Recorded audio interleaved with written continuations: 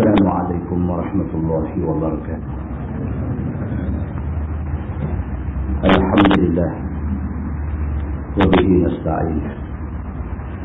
أشهد أن لا إله إلا الله وحده لا شريك له، وأشهد أن سيدنا محمدا عبده ورسوله. وصلى وسلم على هذا النبي الكريم سيد المرسلين وعلى آله وصحبه أجمعين. أما بعد، أيها المؤمنون اتقوا الله، أوصيكم وإياي بتقوى الله، فقد فاز المتقون. Muslim dan muslimat, mudah-mudahan dirahmati Allah Subhanahu wa taala. Di dalam sebuah hadis riwayat daripada Abil Abbas Sahli bin Sa'din As-Sa'idi radhiyallahu anhu, kata dia, anna Rasulullah sallallahu alaihi wasallam qala yauma Khaybar la'u'tiyanna ar-rayata ghadan rajulan yaftahu Allah ala yadayhi yuhibbu Allah wa rasulahu wa yuhibbuhu Allah wa rasuluhu. Fabata an-nasu yadukuna laylatahum ayyuhum yu'taha. Falamma asbaha an-nas ghadaw ala Rasulillah sallallahu alaihi wasallam kulluhum yarju an yu'taha. Faqala an-nabi sallallahu alaihi wasallam aina Ali ibn Abi Talib? Faqila ya Rasulullah huwa yashtaki, ay huwa yashtaki aynai. Qala ibn Abbas fa'arsilu ilayhi fa'utiya bih fabasaqa Rasulullah sallallahu alaihi wasallam fi aynai wa da'a lahu fabari'a hatta ka'an lam yakun bihi waja'un fa'a'tahu ar-rayah. Faqala Ali radhiyallahu anhu ya Rasulullah uqatiluhum hatta yakunu mithlana. Qala an-nabi sallallahu alaihi wasallam unfudh ala rislik hatta tanzila bisahatihim thumma du'uhum ila al-islam wa akhbirhum bima yajibu alaihim min haqqillah fa wallahi la an yahdiyallahu bika rajulan wahida khairun laka min humrin na'am, atau kama qala. Hadis muttafaqun alaih. Hadis ni diriwayatkan oleh Abil Abbas, ataupun nama sebenar dia Sahal bin Sa'ad As-Sa'idi radhiyallahu anhu. Kata Sahal bin Sa'ad, Nabi sallallahu alaihi wasallam bersabda pada hari perang Khaybar. Perang Khaybar. Khaybar ni tempat ataupun markas Yahudi. Semua Yahudi berhimpun dan perkampungan paling besar mereka ialah Khaybar. Ketika berlaku perang Khaybar, Nabi SAW bersabda, Nabi kata, la'u'tiyanna rayah ghadan rajulan yaftahu Allah ala yadayhi. Nabi SAW kata pada hari perang Khaybar, Nabi kata, esok aku akan bagi bendera perang. Dan bendera ni akan diberi kepada satu orang laki-laki yang dia ni Allah Subhanahu wa taala akan bagi kemenangan pada dia. Esok nak perang. Hari ni Nabi dah kata dah. Nabi kata bendera perang ni aku akan bagi kepada satu orang laki-laki yang dia ni akan menjadi satu orang yang Allah janjikan kemenangan kepada dia. Yuhibbullaha wa rasulahu wa yuhibbuhu Allah wa rasuluhu. Dia adalah satu orang laki-laki yang cukup cinta kepada Allah dan Rasul, dan Allah Rasul cinta pada dia. Nabi tak abang siapa. Nabi tak abang siapa orang yang akan diamanahkan untuk bawa bendera Islam ni. Nabi tak abang. Sebaliknya Nabi kata, esok aku akan bagi tahu siapa orang ni. Dan orang ni adalah orang yang Allah janjikan kemenangan pada dia, dan dia adalah satu orang yang sayang kepada Allah dan Rasul. Allah dan Rasul pun sayang dekat dia. Ini orangnya. Fabatan nasu yadukuna lailatahum ayyuhum yu'taha. Malam tu tentera-tentera Islam yang ikut sama dalam perang Khaybar ni tak apa nak boleh tidur lena. Pasal apa? Pasal teringat siapa orang yang dimaksudkan oleh Nabi ni. So Nabi tak bagi tahu siapa orang tu. Nabi kata esok hangpa nanti tahu. Dia ni satu orang yang kalau dia pimpin tentera, kalau dia pegang bendera, Allah akan bagi kemenangan pada dia. Dia ni cinta kepada Allah dan Rasul. Allah dan Rasul juga cinta dekat dia. Esok hangpa nanti tahu dia ni siapa. Maka sahabat-sahabat pada malam tu tidur tak boleh nak jendera elok. Maka duk suspend siapa ni orang yang dimaksudkan oleh Nabi SAW ini. Kata hadis tu, falamma asbahan nas ghadau ala Rasulillah sallallahu alaihi wasallam. Apabila pagi, bila menjelang pagi esok, maka pagi-pagi lagi dah lepas sembahyang subuh, pakat berimpun di depan Nabi sallallahu alaihi wasallam. Kulluhum yarju an yu'taha. Masing-masing ada ingat dalam hati, kalau boleh biarlah orang yang Nabi maksudkan tu dia. Masing-masing ni ada tersimpan dalam hati, kalau boleh biarlah dia jadi manusia yang dipilih untuk membawa bendera Islam. Masing-masing duk ingat macam tu dalam hati. Faqala Nabi sallallahu alaihi wasallam, dalam keadaan masing-masing duk nak tengok siapa yang Nabi nak pilih, tiba-tiba Nabi bersabda. Kata Nabi, aina Ali ibn Abi Talib? Nabi tengok orang yang ada depan dia, Ali tak ada. Ali bin Abi Talib tak ada. Nabi tanya. Nabi kata, aina Ali ibn Abi Talib? Mana dia Ali bin Abi Talib?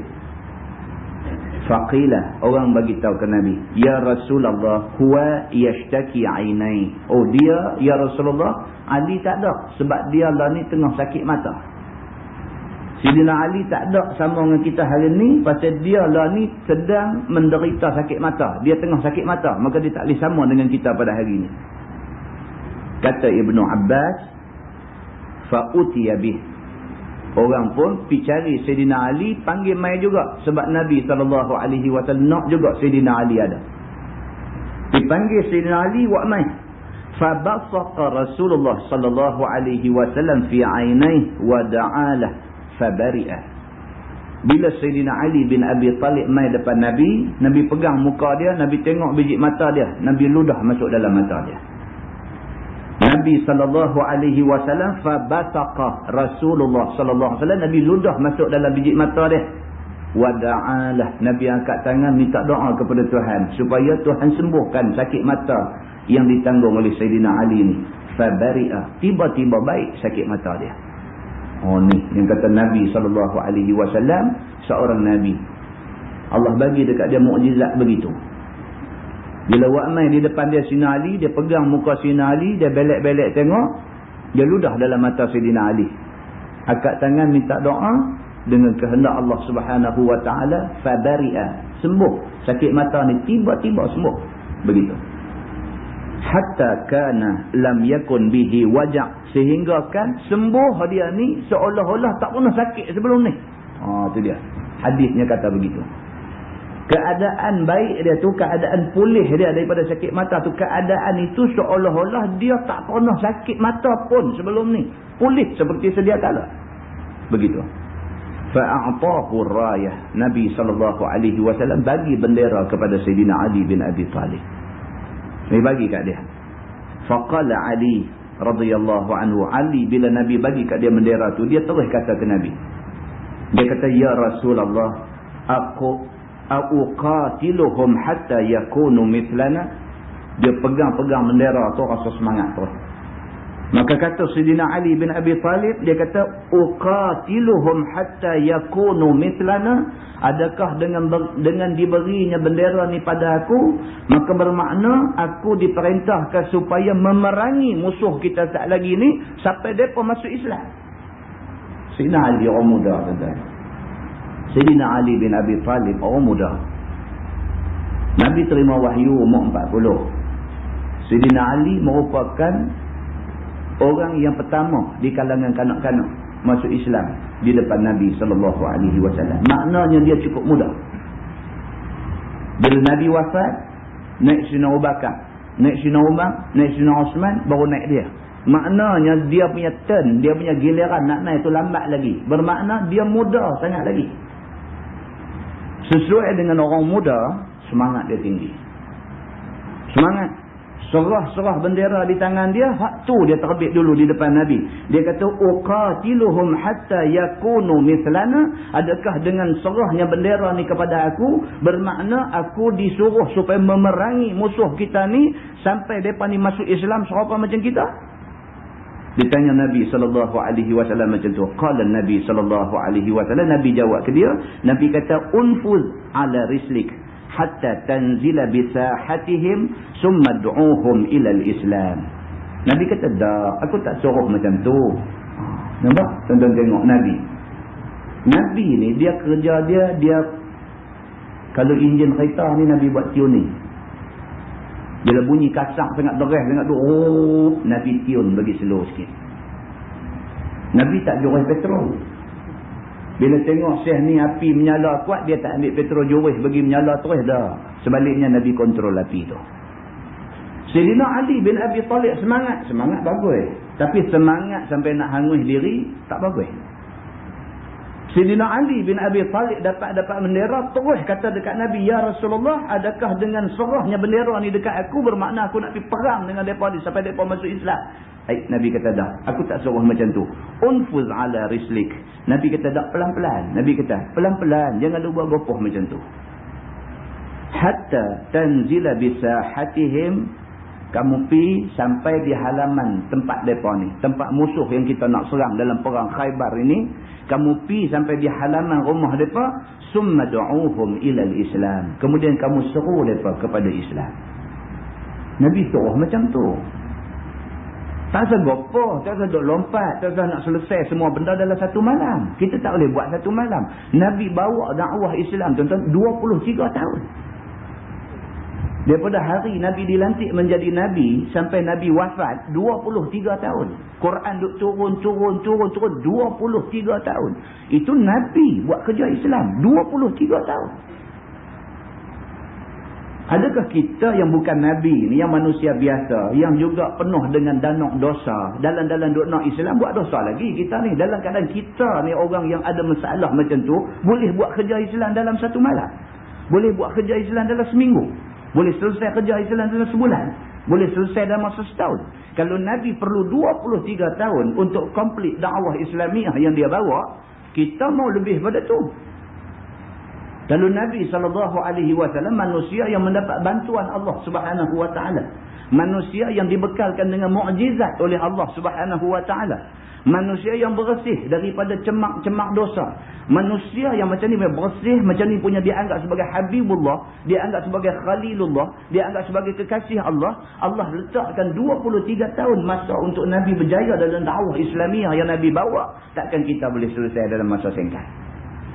Sayyidina Ali bin Abi Talib bila semangat tu, Nabi bagi dia reda, bagi semangat dia reda. Nabi kata, nanti tak dulu. Nabi kata, unfuz ala rislik. Pelan-pelan. Nabi kata, jangan gopoh-gopoh. Jalan elok-elok. Buat kerja Islam ni buat elok-elok. Kamu turun dalam medan perang ini sampai di halaman tempat mereka ni duduk, musuh kita ni duduk. Summa du'uhum ilal Islam. Seru mereka kepada Islam. Puak ni kadang-kadang dia duk lawan Islam pasal dia tak reti. Dia tak reti apa dia Islam. Dia tak reti.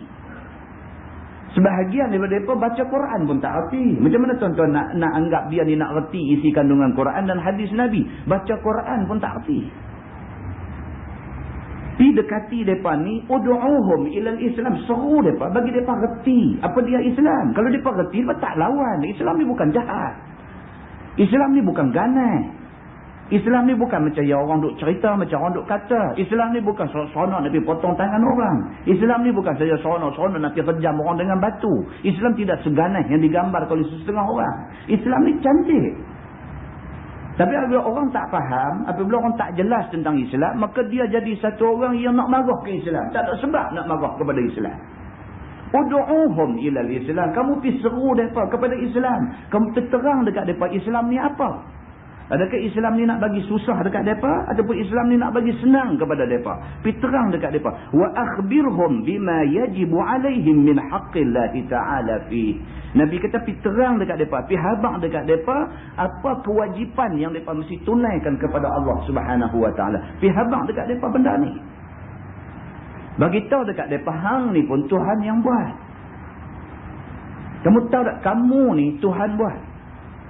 Tuhan buat kamu dan Tuhan boleh ambil kamu bila-bila masa. Bukti dia kamu tengok keliling kamu, depan belakang kamu, di mana kamu duduk di situ ada kematian. Orang yang kamu paling sayang mati. Orang yang kalau boleh kamu nak dia hidup tongkat langit, mati. Bermakna hidup mati ni kerja Allah Subhanahu wa taala. Allah Tuhan yang buat dia, Allah Tuhan yang buat kita. Allah bagi jadi kita, Allah akan ambil balik kita.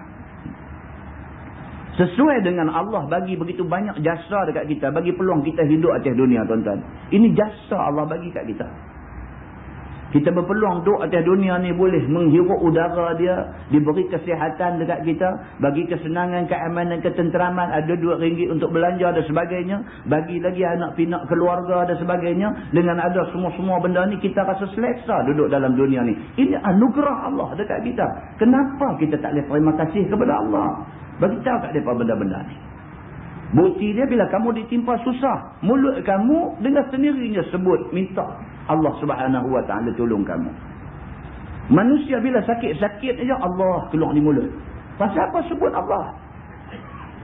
Waktu sihat kamu tak teringat nak sebut Allah, tapi bila sakit Allah sebut di mulut, sendiri sebut. Pasal apa? Sebab manusia fitrah.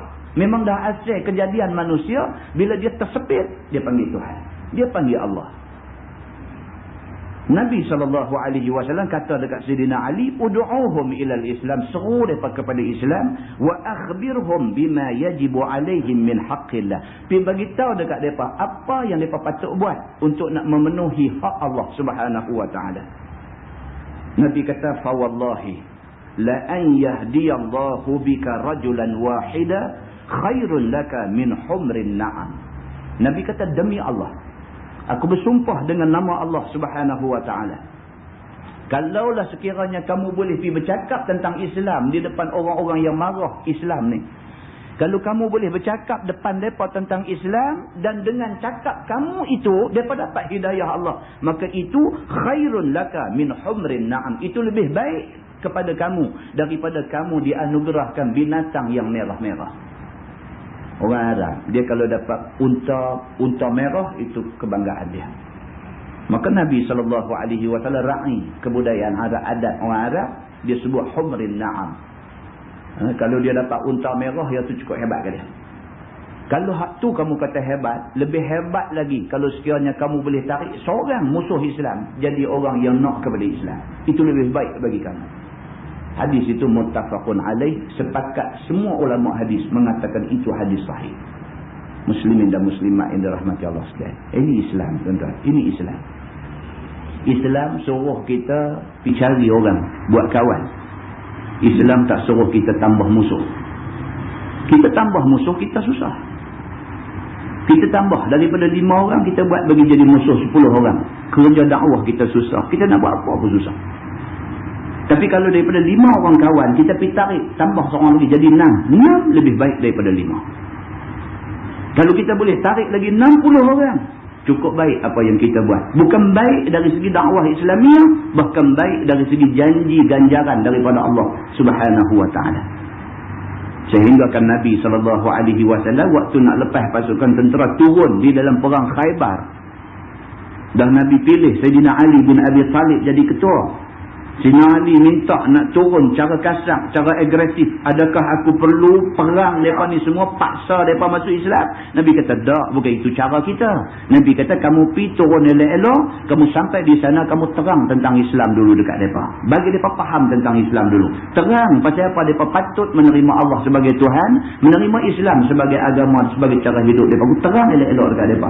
Kalau dalam 10 orang, dalam 100 orang, dalam 1000 orang yang dengar penerangan kamu tu, ada seorang bila dia dengar tu, dia terusik hati dia. Dia rasa silap apa yang dia buat selama ni. Dengan kerana penerangan kamu tu menjadi sebab Allah bagi hidayah dekat dia, maka itu lebih baik bagi kamu, Nabi kata, daripada kamu mendapat binatang yang merah-merah. Itu hadis muttafaqun alaih. Muslimin dan muslimat yang dirahmati Allah sekalian, kita ambil iktibar. Kita ambil iktibar. Kerja dakwah banyak lagi yang belum selesai. Kerja dakwah yang kita kena buat, tuan-tuan, ini bukan kerja ustaz. Kerja dakwah ini kerja semua orang Islam mesti kena buat. Kerja dakwah banyak lagi yang belum selesai. Kita bukan kata nak berdakwah dekat orang bukan Islam. Dekat orang Islam pun kita nak kena dakwah kuat juga. Berapa ramai orang mengaku Islam tidak faham sebenarnya Islam tu apa. Tak faham. Kerana tak faham itulah dia jadi sensitif dengan Islam. Sebut Islam nak marah. Sebut Islam jadi. Kerana tak faham. Menjadi tanggungjawab kita memberi faham kepada orang-orang yang tidak faham ini. Bukan target kita 10 orang. Bukan target kita 100 orang. Bukan target kita 1000 orang nak faham dengan sekali cakap. Nabi kata dalam hadis, la an yahdiyallahu bika rajulan wahidah. Kalau kamu boleh bagi seorang aja dapat hidayah, daripada ramai ribu ada tu seorang aja dapat hidayah, itu lebih baik kepada kamu daripada kamu ada binatang ternakan yang merah-merah. Mudah-mudahan kita ikhlas dalam kerja dakwah kita. Mudah-mudahan keikhlasan kita dinilai oleh Allah Subhanahu wa taala. Dan mudah-mudahan keikhlasan kita akan dinilai sebagai satu kebaikan yang membawa janji baik kita di hari akhirat esok, insya-Allah. Mudah-mudahan mukadimah itu memberi manfaat kepada kita semua. Kita menggunakan Bahrul Mazi jilid 14. Muka surat 29. Muka surat 29. Kita masuk satu bab baru. Kata dia bab maja'a fi ijlalil kabir. Itu bab yang datang pada menyatakan hadis yang membicarakan membesarkan dan mempermuliakan orang tua-tua. Tajuk malam ni ialah Islam satu agama yang mengingatkan kita supaya hormat orang tua-tua. Siapa orang tua-tua yang kita kena hormat, dia akan terang sekali lagi. Kata dia, ketahuilah saudaraku, membesarkan ataupun memuliakan orang tua-tua kerana tuanya dan mempermuliakan mereka itu adalah disuruh oleh syarak kita. Kita hormat satu orang tu kerana dia tua, kerana umur tua dia, kita hormat dia. Agama suruh, dia kata begitu. Sama ada orang tua-tua itu laki-laki atau perempuan. Dia orang tua, tak sekira dia laki-laki ke dia perempuan ke, dia orang tua kerana tua dia, kita wajar hormat dia. Begitu. Jikalau orang awam ataupun orang kafir sekalipun, dia kata sekalipun orang tua ni orang awam, maksudnya bukan adik-beradik kita. Bukan nanti mak penakan kita, bukan nanti tok penakan kita, bukan nanti adik-beradik kita saja kita kena hormat. Orang tua, walaupun dia orang awam, bukan adik-beradik, tak ada kena mengenal dengan kita, dia orang tua, walau kafir sekalipun, kalau dia orang tua, kita wajib menghormati dia. Begitu. Maka mempermuliakan dan menghormatkannya itu ialah menyambutnya dan bersalam-salam dengannya pada waktu datangnya, mengucup tangannya dan mendudukkan dia pada tempat yang mulia, iaitu tempat yang setaraf dengan dia. Itu di antara cara nak hormat orang tua-tua. Sambut dia, tunjuk muka manis kat dia, kalau boleh peluk dia, kucup tangan dia, dudukkan dia di tempat yang patut. Dia orang tua, dia patut duduk lebih tinggi pada kita. Dia orang tua, kita duduk atas bangku, suruh dia duduk atas lantai. Tak boleh. Tak kena. Hormat dia, sambut dia, di rumah kita sambut dia, panggil masuk, tunjuk salam dengan dia, kita bongkok sikit, tunjuk kita hormat kat dia. Maka ini dia kata disuruh oleh agama kita. Dudukkan dia pada tempat yang mulia, tempat yang setaraf dengan dia, dan yang menjadikan suka hatinya dan dapat rehat dia. Dia rasa suka kat kita. Cara kita welcome dia, cara kita sambut dia, cara kita tunjuk yang kita suka kat dia, menyebabkan dia suka kat kita. Dia berkenan kat kita. Tuan-tuan, siapa yang tak suka dihormati? Orang yang waras fikiran, siapa dia? Orang yang waras fikiran, yang dia tak suka orang hormat dia.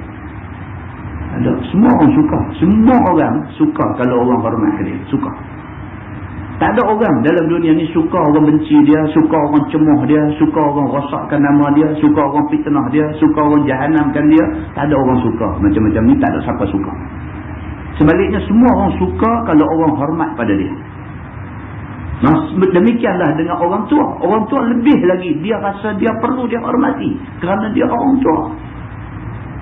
Jadi Islam suruh kita memenuhi naluri kemanusiaan ini. Dia suruh kita hormat orang tua-tua ni dengan kerana tu suka hati orang tua ni. Orang tua-tua tuan-tuan, dia bukan mau sangat RM2 ni. Lah, dia tak ada apa dah. Makan pun tak apa nak lalu dah. Bagi duit banyak kat dia, dia nak buat apa? Kain baju ada tak pakai dah.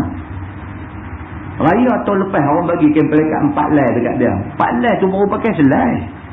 Tahun ni orang kopi lagi 4 lay. Tak nak pakai dah kain pelikat dia pun. Dia tak mau dah jenis-jenis kebendaan ni. Ingatan kita dekat dia, yang tu dia mau. Ingatan kita dekat dia. Ziarah dia, telefon tanya abang dia, ambil berat tentang yang tu saja yang dia mau. RM2 kalau bagi kat dia, boleh bagi kat cucu dia balik lagu tu aja. Dia tak guna RM2 tu. Tak ada teringat lah nak makan samko apa, tak ada lah orang tua ni. Dia tak ada, dia tak macam selera orang muda. Orang muda ni hari ni teringat nak makan sup, esok teringat nak makan tom yam, lusa pasal nak makan sate. Orang tua dia tak ada selera macam mana orang muda ni. Dia lagu biasa aja, tak ada apa. Anak main rumah dia boleh potong pisang 1 sikat 2 sikat, bagi dia seronok dah. Yang tu aja. Yang tu saja.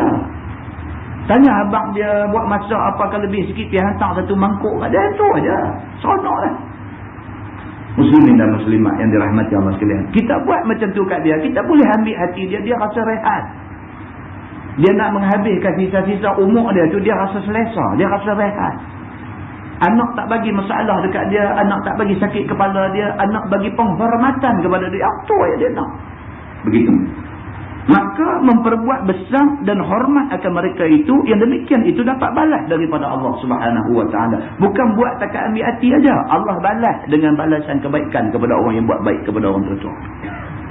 Seperti yang diterangkan dalam hadis yang dikeluarkan oleh Imam At-Tirmizi. Dia kata ada hadis mengatakan Allah janji kebaikan kepada orang yang buat baik kepada orang tua.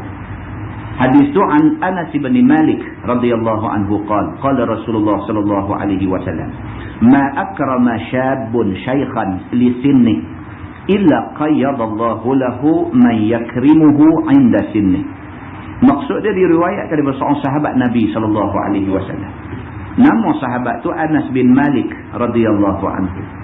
Katanya telah bersabda Nabi sallallahu alaihi wasallam, tiada mempermulia seorang yang muda akan seorang yang tua kerana lebih umur dan kerana lebih tuanya, melainkan disediakan Allah baginya orang yang mau mempermuliakan dia ketika tuanya nanti. Itu dia tuan-tuan. Dia kata dunia ni bulat. Nak pergi ke mana tuan-tuan? Nak pergi ke mana? Hari ni kita buat baik ke dia. Esok orang-orang muda zaman kita tua, esok orang-orang muda zaman tu buat baik ke kita. Bukan adat. Ini janji Nabi sallallahu alaihi wasallam. Janji. Kita buat tahana kat dia lah, esok kita kena. Kena. Dalam hadis lain Nabi sallallahu alaihi wasallam kata tidak ada azab, tidak ada seksa yang segera pembalasannya selain daripada dosa derhaka pada ibu bapa. Dalam banyak-banyak azab Tuhan ni, Nabi kata azab yang paling cepat nanti nak hinggap mai kat kita ialah azab ke atas orang yang buat tahanan ke ibu bapa. Maksud cepat apa dia? Sebelum mati dia akan rasa. Macam mana dia buat tahanan ke orang tua dia dulu, dia akan rasa anak-anak dia buat tahanan ke dia.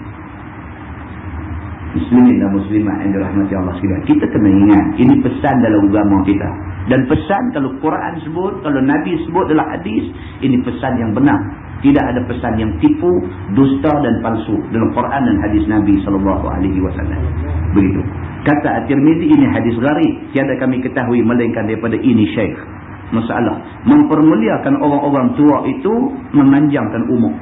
Kata Imam Al-Ghazali dalam Ihya, pada hadis dan masalah itu satu penyukaan hati dengan panjang umur kerana mempermuliakan orang yang tua-tua. Maka hendaklah ingat-ingat jaga baginya. Kerana tiada dapat taufik bagi menghormatkan orang-orang tua itu melainkan orang yang telah dihukumkan Allah baginya dengan panjang umur. Itu dia. Dia kata bukanlah makna bila kita buat baik kepada orang tua, umur kita yang patut mati tahun depan panjang 10 tahun, tak, bukan maksud macam tu. Mati tetap mengikut ajal yang ditetapkan. Tapi yang kata buat baik pada orang tua ni akan memanjangkan umur, ini sekadar untuk menyukarkan hati orang saja. Supaya orang bila dengar, dia rasa ini satu motivasi untuk dia. Satu benda yang nak encourage dia, nak menyemarakkan semangat dia untuk nak buat baik kepada orang tua-tua, dia kata. Dan demikian inilah telah menyebutkan dia oleh Ibnul Arabi dalam Syarah At-Tirmizi daripada ulama, bahawasanya pada hadis dalam masalah itu dalil atas panjang umur bagi siapa-siapa yang menghormatkan orang yang tua-tua. Dia kata inilah kesimpulan yang ulama ambil. Begitu. Bab baru dia kata bab majaa fil mutahajirain. Itu bab yang datang pada menyatakan hadis yang membicarakan dua orang yang tiada bertegur-tegur. Ini pula dia nak masuk satu bab pula. Dalam masyarakat ni ada benda ni berlaku. Tak bertegur-tegur. Satu orang dengan satu orang, dia jadi tak tahu dia marah, dia benci lagu mana. Tu sampai tak mau nak bertegur. Jumpa pun beralih ke lain. Lebih teruk lagi sampai nampak ludah buang dan sebagainya. Dia jadi lagu tu. Sifat bermusuh-musuh, benci-membenci yang dilarang oleh agama tu, yang tu subuh dalam masyarakat kita. Subuh. Kan tuan-tuan tengok dalam hadis, kita baca banyak kali dah hadis tu. Nabi kata al-muslim akhul muslim. Orang Islam saudara kepada orang Islam. La yazlimuhu. Oleh itu jangan buat zalim kepada orang Islam. Kan? Wala yahqiruhu. Jangan kamu hina dia dan sebagainya. Kan? Kemudian Nabi bila terang panjang tu, Nabi kata at-taqwa hahuna. Nabi tunjuk mai ke dada dia. Nabi ulang 3 kali at-taqwa hahuna. Nabi kata takwa tu ada dalam ni. Tengok tak nampak. Tapi dalam ni ada takwa. Tengok kolok nampak cantik dah. Tengok pakai serban, tengok pakai jubah, rupa-rupanya takwa tak ada dalam hati. Maka Nabi kata at-taqwa hahuna. Takwa tu ada sini. Nabi kata tunjuk mai ke dada. Nabi kata bihasbi mri'in an yahqira akhahu al-muslim. Bihasbi mri'in minasyarri. Memadai seorang muslim itu dianggap daripada orang jahat, dianggap daripada kejahatan, an yahqira akhahu al-muslim. Apabila dia menghina saudara dia yang sama-sama Islam. Cukup untuk nak kata dia jahat. Mulut dia duk cakap benda yang menghina kawan dia sendiri. Cakap dia menghina kawan dia tu, Nabi kata cukup dah. Bihasbi mri'in. Cukup bagi satu-satu orang itu minasyarri, dia anggap dia ni daripada kejahatan apabila mulut dia duduk hina kawan dia sendiri. Cukup untuk kata dia ni jahat, Nabi kata. Dan ini semua kita dah baca. Pasal apa kita tidak ambil pengajaran benda-benda macam ni? So dia kata ada orang, dia kata yang dia ni sampai ke peringkat tidak bertegur-tegur, benci kat kawan ni sampai tak mau tegur. Sudahlah dihentam kawan tu, digasak kawan tu cukup-cukup, jumpa tak mau tegur, tunjuk sombong, tak mau nak tegur dengan orang. Ketahuilah saudaraku, telah lalu dalam juzuk yang ke-13 menerangkan beberapa masalah tentang tidak bertegur-tegur ini. Dia kata. Maka di sini didatangkan oleh At-Tirmizi hadis yang menunjukkan ditutup pintu syurga ke atas dua orang yang tidak bertegur-tegur itu sehingga berdamai kedua. Selagi mana dia ni ada masalah dengan kawan dia, dengan saudara dia yang sama-sama Islam, masalah tak boleh nak tegur, maka selagi itulah pintu syurga tertutup untuk dia. Dia tak boleh masuk ke dalam syurga. Demikian kata hadisnya, an Abi Hurairah radhiyallahu anhu anna Rasulullah sallallahu alaihi wasallam qala tuftahu abwabul jannah yawmal itsnain wal khamis fayughfaru fihima liman la yushriku billahi syai'an illa al muhtajirain yuqalu ruddu hadaini hatta yastaliha. Diriwayatkan oleh seorang sahabat Nabi sallallahu alaihi wasallam, nama dia Abu Hurairah radhiyallahu anhu, bahawasanya Nabi SAW telah bersabda ini. Dibuka pintu syurga itu pada hari Isnin dan hari Jumaat pada tulis 30 betul itu, hari Khamis. Dalam hadis kata Khamis. Dibuka pintu syurga itu pada hari Isnin dan pada hari Khamis. Tiap-tiap minggu Nabi kata 2 hari ini Allah buka pintu syurga. Kita dah belajar dah, syurga ni ada dah. Syurga dah ada dah. Neraka pun lah ada dah. Syurga yang ada dah tu, bila mai hari Isnin, bila mai hari Khamis, Allah perintah suruh buka pintu. Buka pintu sebagai satu simbol kepada kesediaan Tuhan untuk mengampunkan dosa manusia yang minta ampun kepada dia pada hari-hari tersebut. Itu sebab sunat kita puasa hari Senin dengan Khamis. supaya pada hari yang berkenaan kita dalam keadaan duk buat ibadat pada Tuhan. Pada hari berkenaan, pada hari Allah buka pintu syurga tu, pada hari itu kita dalam keadaan duk beribadat kepada Tuhan. Begitu. Maka Nabi SAW kata dibuka pintu syurga pada hari Isnin dan hari Khamis. Maka diampunkan dia pada keduanya bagi siapa sahaja yang tidak menyekutukan Allah dengan sesuatu. Sempena bukanya pintu syurga hari Isnin dengan hari Khamis ni, Allah nak mengampunkan dosa siapa-siapa juga dengan syarat yang pertama, dia tak ada buat benda dosa syirik kepada Allah. Dia tak ada. Dia bersih daripada dosa syirik. Satu. Melainkan dua orang yang tidak bertegur-tegur. Dan yang kedua, orang yang tidak akan dapat pengampunan dosa dan tidak dapat peluang untuk masuk syurga ni, ialah orang yang dia ni ada masalah. Tak bertegur-tegur dengan sama saudara yang Islam. Begitu. Dikata orang baginya, tolak akan mereka itu. Itu dia. Maka Allah Subhanahu wa taala perintah kepada malaikat, Allah kata, ruddu hadaini, tolak dua orang ni, tolak. Dua orang yang saling bermusuh di antara satu sama lain, yang saling benci-membenci di antara satu sama lain, yang saling khianat-mengkhianati di antara satu sama lain, dua orang ni, kata Allah kepada malaikat, rudduhu hadaini, hampa tolak bang orang-orang yang macam ni. Jangan bagi pengampunan dan jangan bagi peluang mereka untuk masuk ke dalam syurga. Yakni tutup kembali pintu syurga itu ke atas dua orang yang tidak bertegur-tegur ini, sehingga berdamai antara keduanya. Itu dia. Sampai bila mereka ni ditahan daripada masuk dalam pengampunan Allah, daripada masuk syurga Allah, sampai bila? Sampai mereka ni boleh baik balik. Selagi hampa tak boleh baik balik, selagi itu tak sah. Tak sah minta, tak sah nak harap nak masuk ke dalam pintu syurga Allah, tak sah. Muslimin dan muslimat, kata At-Tirmizi, ini hadis hasan lagi sahih. Kita tengok benda-benda ni, kita duduk ngaji. Kena beramal. Tuan-tuan, musuh tak habis. Kita kalau nak benci ke orang, tak habis. Ada saja orang yang kita akan benci atas dunia. Hari ni 5 orang, minggu depan 10 orang kita benci. Ada saja orang yang kita nak benci atas dunia. Sama ada benci kerana dia ada buat sesuatu tak baik kat kita, ataupun benci kerana dengar orang cerita tak baik tentang dia. Kita benci ke orang ni tak ada pasal kadang tu. Benci.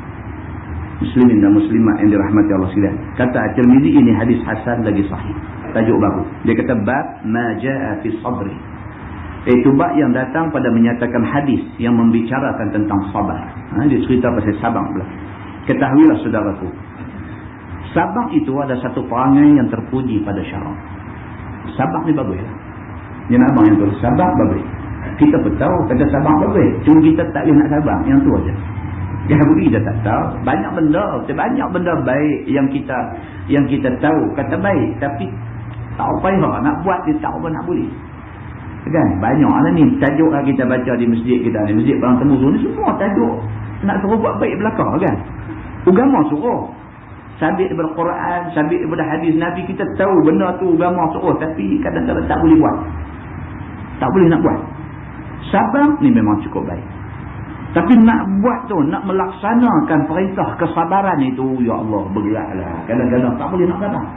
Berasa lagu macam nak teng sebiji tu. Orang Kelantan dia kata teng. Kan? Berasa dia kata macam nak teng sebiji. Oh, dia kata geram. Kan? Geram. Bukan mak dia kata kat aku teng, dia geram. Geram jadi tak ada bang. Kalau boleh sabar, itu cukup baiklah. Itu satu benda cukup baik bagi seseorang, dia kata. Maka sabar itu satu perangai yang terpuji pada syarak. Maka siapa berperangai dengan perangai sabar itu, bertuahlah dia. Itu dia. Dia punya ayat simple ayat. Sabar ni benda baik, semua orang tahu. Dia kata siapa boleh beramal dengan sifat sabar, dia orang yang betul. Dia kata, cukup betul. Tak semua orang. Kalau dia boleh, dia satu orang yang betul, dia kata. Kerana makna sabar itu deritakan dirinya atas apa-apa yang dibencinya. Itu makna sabar. Makna sabar ni ialah kita, benda tu kita tak suka, kita benci, tapi oleh kerana dia dah kena kat kita, kita boleh tahan benda kita tak suka tu sabar. Tak suka kan? Kita tak suka, tapi nak buat macam mana benda tu ditakdirkan timpa mai kat kita, kita cukup tak suka, sabar. Sabarlah. Nak buat lebih-lebih tak boleh sekarang. Begitu. Maka tak dapat tidak barang yang dibenci oleh diri itu sangat banyak, tidak terkirakan. Dia kata banyaklah contoh benda yang kita tak suka, benda yang kita benci, benda yang kita tak suka ni banyak, dia kata. Tapi duk kena ke kita benda ni? Contoh dia apa? seperti turun bala, maka iaitu dibenci oleh diri. Dia kata, bala, siapa mau bala? Bala ni bahasa Arab, makna dia ujian. Ujian, bala tu makna ujian. Kan? Bila kata dia ni kena bala, kita duk bayang lagu kena timpa kayu balak gitu. Dah, balak ni makna dia ujian. Tuhan bagi ujian dekat dia, dia kena balak, dia kena uji. Macam-macam lah kan, ujian ni macam-macam. Kena lock up tu ujian kan. Lepas tu kena apa ke pula kan, macam-macam lah. Cerita dia macam-macam kan. Cerita lebih-lebih pun dan lagi payah pula kan. Cerita ujian lah. Benda-benda macam ni ujian. Dia duk main lepas satu. Diri yang menanggung ujian tahulah macam mana sengsara, perit, derita dia yang terpaksa menanggung ujian itu. Yang dia suka nak terang dekat orang semua. Kalau dia cuba terang pun banyak masalah lain akan timbul kan. Tapi orang yang melihat kita kena timpa ujian ni, dia sedap mulut nak mengatuk, nak kata apa-apa. Lempar kitab pun ada-ada kan. Bakar keset pun ada-ada. Tak main mengaji pun bukan sikit dah. Macam-macam. Bila main macam-macam. Entah faham tak apa yang cuba nak abang kita terabang kan. Cerita dia macam tu. Kan. Ini ujian daripada Allah Subhanahu Wa Taala. Kan. Ini ujian daripada Allah. Masing-masing orang kena. Sesuai dengan kedudukan dia, sesuai dengan apa yang dia buat. Besar perjuangan, besar ujian. Dia macam tu aja. Tak ada perjuangan, tak ada ujian. Duduk melengkap di rumah tak ada apa. tak ada apa. Dia habis sangat masalah, tak ada duit. Habis sangat, terlampau sangat duduk rehat di rumah, kerja tak ada, dia main sakit. Ujian macam tu aja. Langkah keluar pada rumah, pergi duk buat benda hak agama suruh lebih sikit, dia main lebih sikit ujian. Macam tu aja. Dia main satu peringkat ujian sampai nak baca doa tak boleh. Itu ujian juga. Kan? Bukan setakat tak boleh mengajak menceramah, baca doa pun tak boleh. Itu ujian. Ujian daripada Allah. Masing-masing orang, masing-masing ujian yang menimpa dia. Dan dia sendiri kadang-kadang tak boleh nak terang apa dia ujian yang menimpa dia tu. Dia tak boleh terang. Bukan dia tak mau terang. Payah. Dia lagu tu. Jadi ini yang kata ujian. Dia kata, maka tak dapat tidaklah barang yang dibenci oleh diri itu sangat banyak. Seperti turun balak, maka itu dibenci oleh diri. Dan menjunjung suruh Allah daripada semayang dan menurut sekalian hukumnya, maka tiada disukai oleh nafsu. Kita ikut perintah Allah. Nafsu tak suka. Buat apa bangkit pukul 5, bangkit dah 5:30, bangkit dah.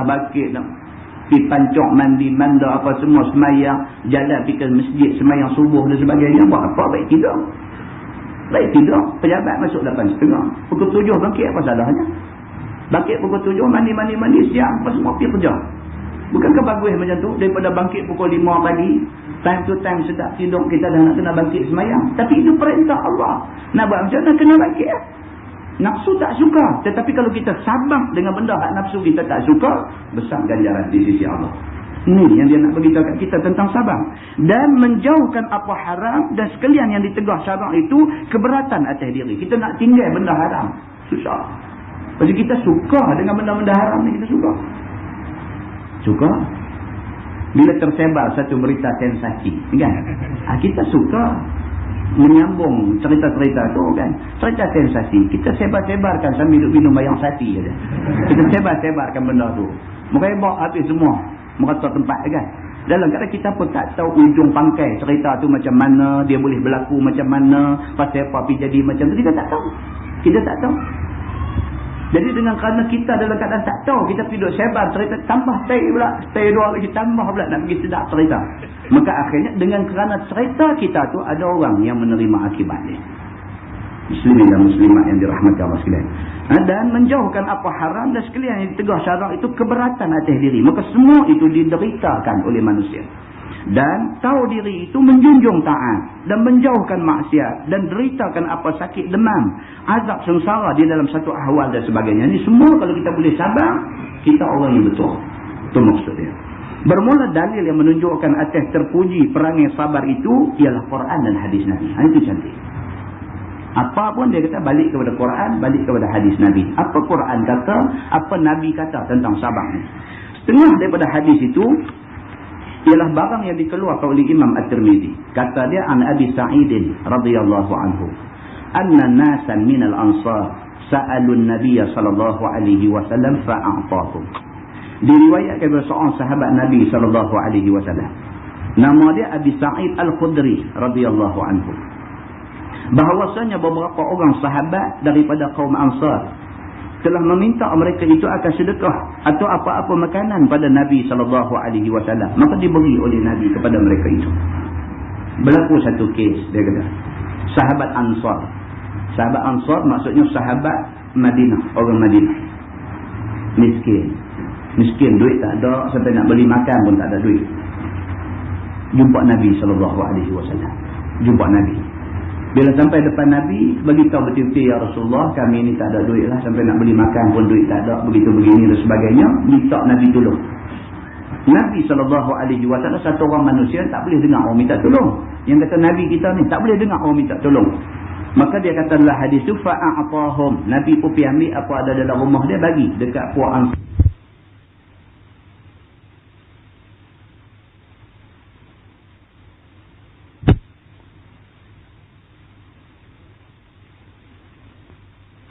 Sa'aluhu fa'atahum. Kemudian meminta lagi mereka itu kepada Nabi, maka diberinya akan mereka itu. Lepas dah dapat balik makan-makan apa semua, RM2 belanja habis, mai pula jumpa Nabi, minta lagi. 2 kali dah mai minta ke Nabi. Nabi pun mai hang lagi, bagi lagi. Yang kata Nabi, kita takat sekali boleh. Kali kedua mai kata, hang ni mangkuk hayun, kata. Ingat aku rumah welfare ke? Ada mula nak dongkang lah. Seorang mula nak naik lah. Tuhan bagi tulang 4 kerat cedah lagu ni, mai duk minta kat orang. Seorang dia nak berah. Kau tu pun dengar kecut perut tak mai lah. Nah, Nabi ni mai sekali lagi. Balik pergi belanja habis, mai pula. Mai hang lagi. Hang bagi lagi. Ni yang kata Nabi SAW. Maka tidak pula dikata oleh Nabi, tak ada jikalau barang itu ada. Dia yang kata Nabi SAW, satu orang manusia tak boleh dengar orang minta tolong. Yang kata Nabi kita ni tak boleh dengar orang minta tolong. Maka dia kata dalam hadis tu, fa'a'atahum. Nabi pun pergi ambil apa ada dalam rumah dia, bagi dekat puak Ansar. Summa sa'aluhu fa'a'atahum. Kemudian meminta lagi mereka itu kepada Nabi, maka diberinya akan mereka itu.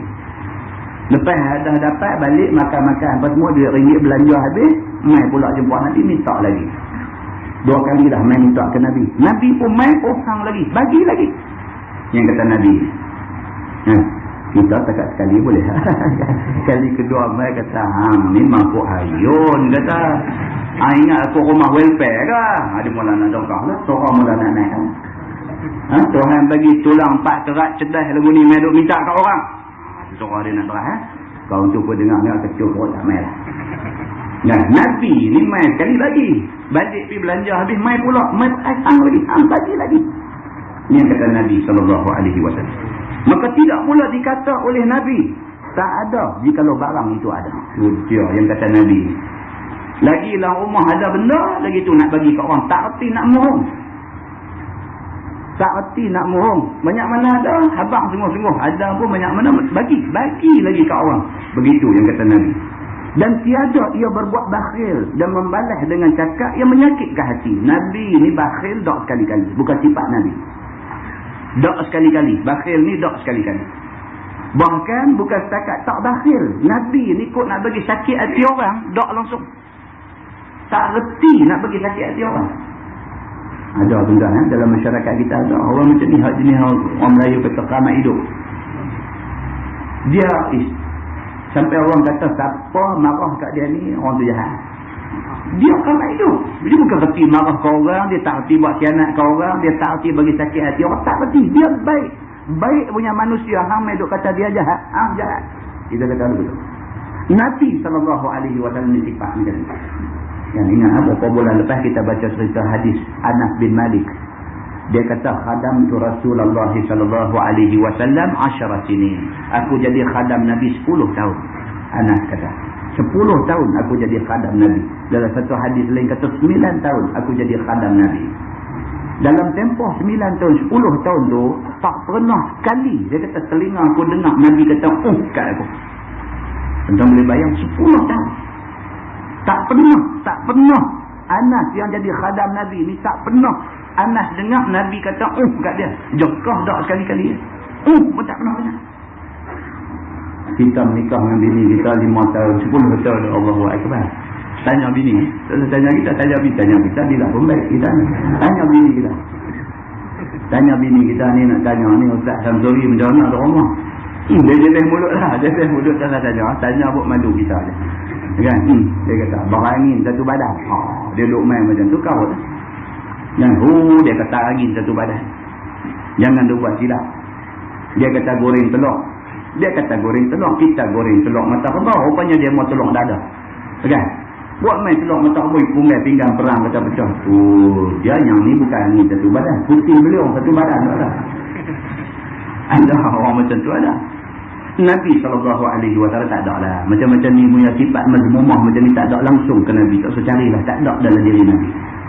Mai Syekh Ansar ni minta bagi. Balik pergi belanja habis. Mai pula minta bagi lagi sekali. Balik pergi Nabi SAW tidak bakhil. Bahkan tidak reti bagi sakit hati orang.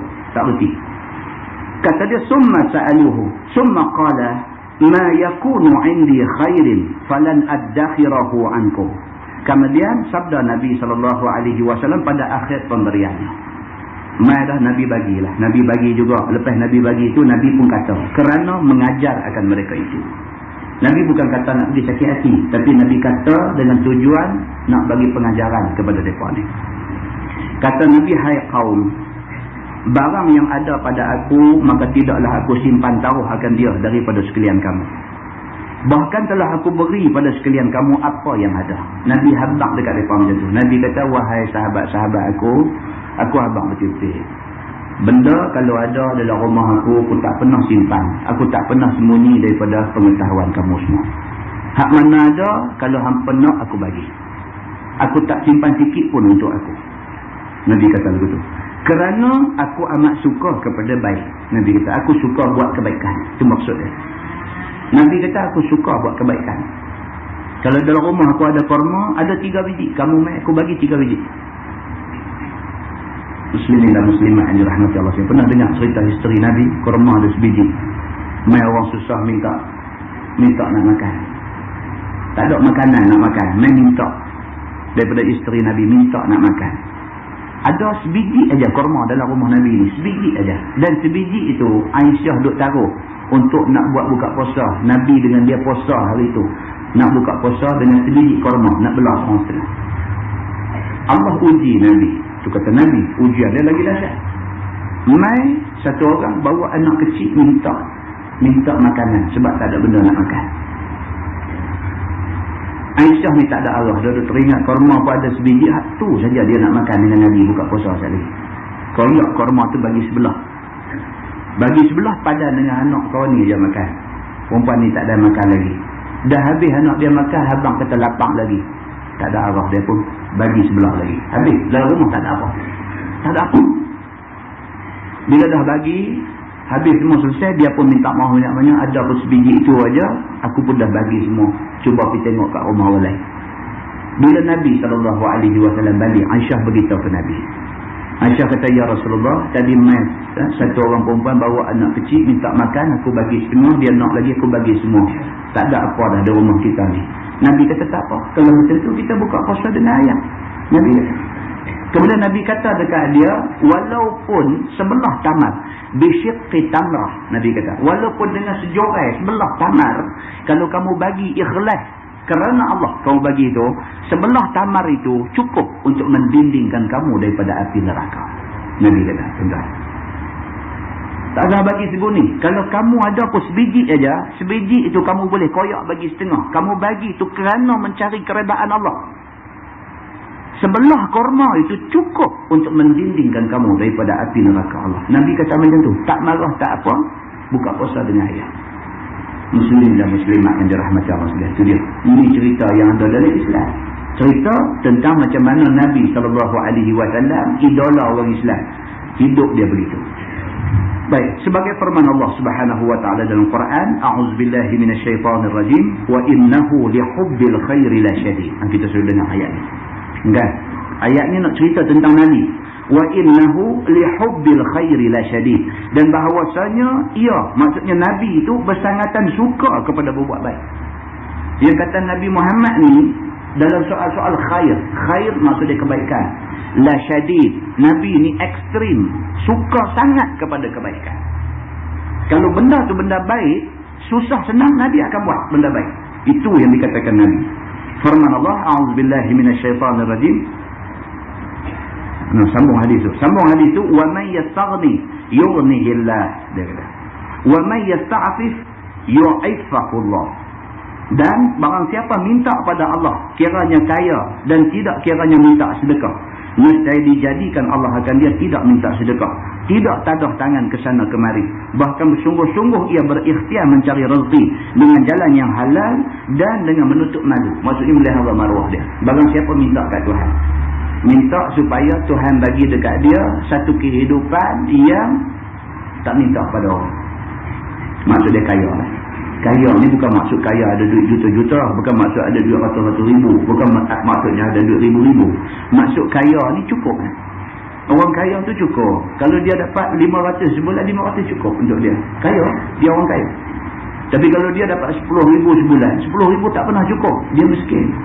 Itu ta'rif kaya miskin dalam agama. Orang yang dapat banyak mana, banyak tu cukup untuk dia, dia orang kaya.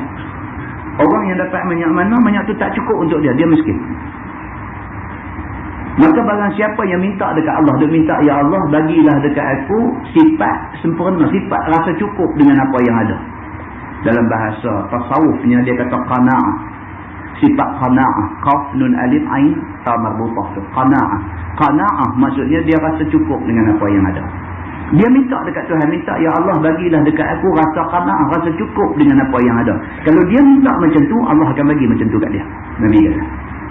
Dia akan jadi satu orang manusia yang tidak meminta-minta, kerana perbuatan meminta-minta ni menjatuhkan maruah. Dalam Islam, Nabi kata, yadul ulya khairun min yadis sufla.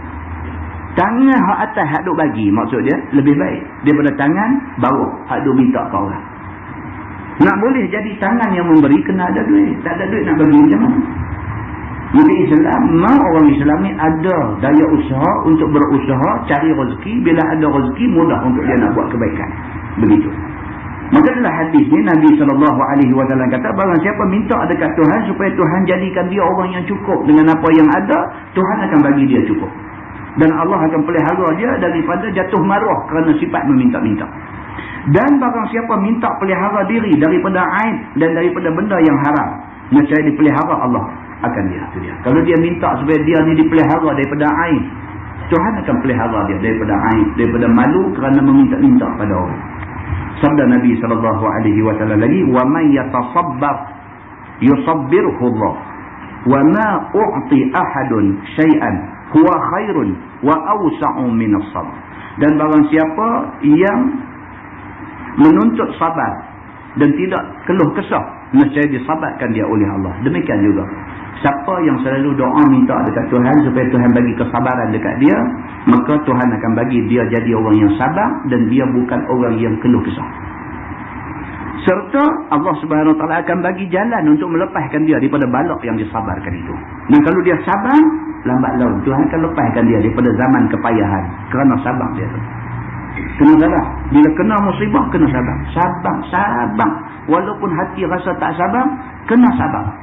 InsyaAllah, lepas zaman kepayahan itu, kerana kesabaran dia dalam melalui zaman kepayahan itu, dia akan kembali kepada zaman yang selesa balik. Tuhan janji macam tu. Baik pun balak, lapar, ataupun sakit, ataupun lainnya. Tak sekira lah. Ujian dalam bentuk apa sekalipun. Ujian takut, ujian lapar, ujian sakit, Tuhan bagi macam-macam. Macam-macam Tuhan bagi. Sabda Nabi SAW lagi, dan barang yang diberikan seorang daripada suatu ialah yang lebih baik dan lebih memadakan daripada sabar itu. Maksudnya sabar adalah anugerah paling baik. Tak ada dah lebih baik daripada sabar.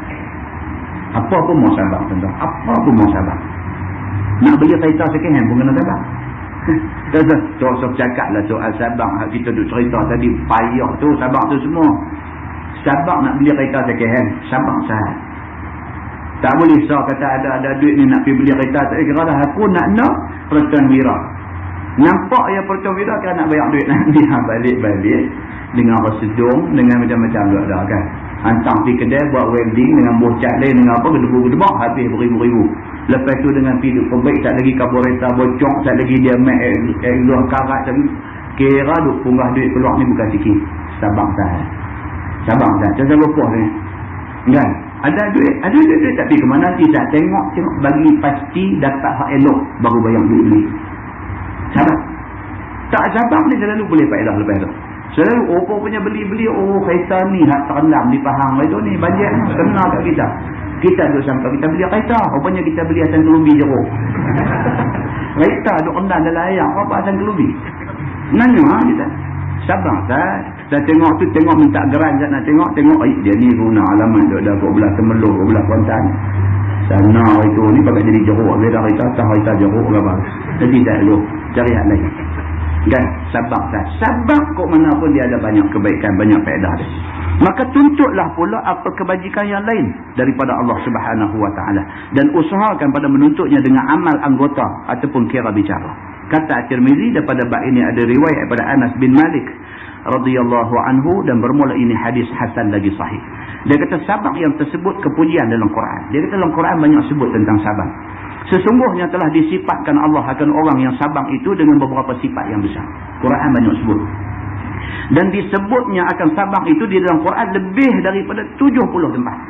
Dalam Quran yang 30 juzuk tu ada lebih daripada 70 kali Tuhan sebut tentang sabar saja. Banyaknya sebut menunjukkan kuat tuntutan supaya sabar. Contoh Nabi SAW biasa. Dia biasa kalau dia nasihat orang kadang-kadang satu benda tu Nabi ulang ni sampai sahabat. Sampai sahabat pun apa ni Nabi ulang sampai banyak kali. Saya ingat balik satu masa dulu saya dah baca satu hadis tentang satu orang yang disebut sebagai Al-Kiflu. Al-Kiflu, seorang pemuda yang hidup zaman sebelum kita. Sebelum zaman Nabi Muhammad lagi dia ni hidup. Dan Nabi kata Al-Kiflu ni satu orang yang tidak ada pantang larang. Dia ni membujuk lalu melentang patah. Tak ada benda yang haram bagi dia, melainkan semua benda halal belakang. Ini yang dikatakan Al-Kiflu ini, Nabi kata. Sahabat yang meriwayatkan hadis ni, dia kata aku dengar Nabi sebut cerita Al-Kiflu ni, dia kata bukan marah, bukan sekali. Bukan sabah amarat, bukan 7 kali.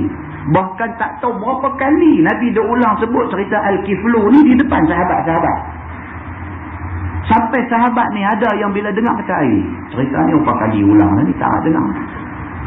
Mereka duk ingat Nabi tak ada model. Duk ulang model lama je. Tak. Bukan masalah tak ada model. Masalah cerita tu cerita yang cukup penting. Maka Nabi sebut, Nabi ulang sebut, Nabi ulang sampai sahabat kata lebih daripada sabah amarat, lebih daripada 10 kali, lebih daripada 7 dan lebih daripada 10 kali. Dia kata bahkan cukup banyak kali. Apa dia? Cerita Al-Kiflu, satu orang pemuda yang dia ni apa benda pun halal bagi dia, tak ada yang haram. Sehinggalah satu hari satu perempuan main nak minta hutang duit kat dia. Dia kata kat perempuan ni, aku boleh bagi duit dekat hang berapa dinar yang kamu nak, aku boleh bagi. Tak ada masalah. Cuma aku mau kamu serah kehormatan kamu dekat aku. Ni Al-Kiflu jahat. Oh jahat. Aku boleh duit tak ada masalah. Bila-bila masa aku boleh bagi. Tapi aku mau kamu serah kehormatan kamu kepada aku. Perempuan ni desperate. Dalam keadaan dia perlu duit sangat-sangat. Akhirnya dia turut kehendak Al-Kiflu. Kata Nabi SAW, bila Al-Kiflu dah naik atas perut dia dah naik dah atas perut perempuan ni dah, tiba-tiba dia dapat rasa perempuan ni gemuruh, ketak, duk ketak. Maka dia tanya dekat perempuan ni, dia kata, pasal apa hang jadi macam ni? Adakah kerana hang benci aku? Dia tanya budak perempuan ni. Budak perempuan ni kata apa? Demi Allah, dia kata, aku tidak benci kamu. Dia kata, tetapi aku sekarang ni dipaksa untuk buat satu benda yang aku tak mau buat. Dia kata. Al-Kiflu bila dengar macam tu terus bangkit turun di bawah. Dia kata, betulkah kamu tak buat ni kerana kamu takut kepada Allah? Budak perempuan ni kata, ya, aku takut kepada Allah. Dia kata apa kat budak perempuan ni? Dia kata, duit ni hak hang dan aku bebaskan hang. Duit ni bukan hutang, tapi aku bagi dekat hang. Ambil pergi balik. Dia kata. Insiden itu telah memberi satu kesedaran kepada Al-Kiflu. Dia terus malam tu, dia kata, dia bermunajat dekat Tuhan. Dia kata, ya Allah, dia kata, demi Allah, aku tidak akan buat dah benda-benda salah ni selepas daripada ni. Nabi kata pada malamnya Al-Kiflu meninggal dunia. Dia mati malam tu. Tak ada sakit, tak ada apa saja, Tuhan bagi mati dia. Nabi SAW kata, berpagi-pagilah Al-Kiflu itu, hal keadaan nama dia sudah ditulis oleh Allah di pintu syurga. Hadis tu, cerita tu, Nabi sebut depan sahabat ni, sahabat kata bukan sekali, bukan 7 kali, bukan 10 kali, tak tahu berapa kali Nabi sebut. Maknanya apa? Maknanya benda ni penting. Tak ada manusia dalam dunia ni yang berdosa, yang tak ada pintu untuk dia minta ampun kepada Allah. Tak ada.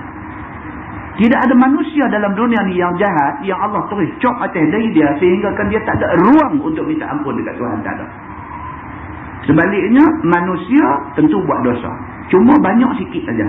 Siapa pun juga yang buat dosa, pintu taubat terbuka untuk dia. Selagi nyawa tidak sampai di gharrarah, selagi matahari tak terbit di sebelah barat, maka selagi itulah manusia yang jahat, yang berdosa, yang banyak salah, ada ruang untuk minta ampun dengan Allah Subhanahu wa ta'ala. Nabi nak cerita yang itu. Muslimin dan muslimah yang dirahmati Allah sekalian. Demikianlah hal dengan sabar ni yang kita baca. Bila dia ulang 70 kali, makna sabar ni cukup penting. Kalau dunia ni dipenuhi dengan orang sabar, tak jadi huru-hara. Tapi dunia ni duk jadi huru-hara kerana dunia ni dikuasai, bukan takat dipenuhi, dikuasai oleh orang-orang yang tidak sabar. Maka jadi kelengkabut habis semua. Dan riwayat daripada Ahmad bin Hanbal, bahawasanya telah disebutkan Allah sabar dalam Quran itu lebih kurang 90 tempat. Imam Hanbali kata, dia kata bukan 70, dia kata 90 tempat Allah sebut tentang sabar. Dan disambungkan Tuhan akan kebanyakan derajat-derajatnya dan segala kebajikannya kepada sabar. Dan banyak benda Tuhan sebut, dia sangkut dengan sabar. Dia sebut, dia sangkut dengan sabar. Begitu. Dan dijadikannya derajat-derajat itu dan segala kebajikan itu buah faedah baginya dan natijah baginya. Kalau kamu buat macam ni, kamu dijadikan orang-orang yang sabar. Dia natijahnya kamu dijadikan orang yang sabar. Dan iaitu dalam Quran ada 7 bagi seperti yang datang ini kenyataannya. Masalah dia kata sabar menjadikan imam muttaqin dan mencapai amanah di dalam agama. Kata Zubaidi dalam Ittihafus Sadah, bahwasanya telah dijadikan Allah bagi orang yang sabar itu imam bagi orang-orang yang takut kufur dan maksiat. Orang yang ada kriteria sabar dalam diri dia, dia layak menjadi imam. Imam maksudnya pemimpin.